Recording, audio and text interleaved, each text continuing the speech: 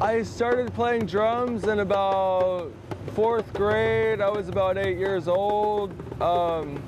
My school band teacher asked me, like, do you want to play an instrument? If you could chew gum and walk at the same time, you could play something.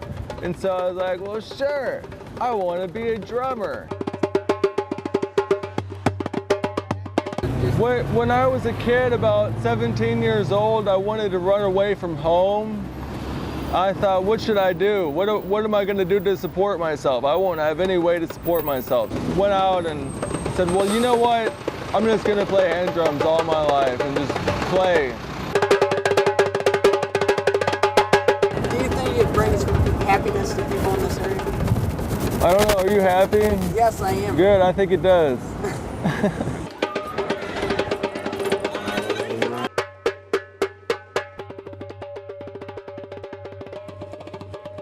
I like it when people stop and listen to me, but I especially like it when people stop and listen to me and give me a cigarette or some money.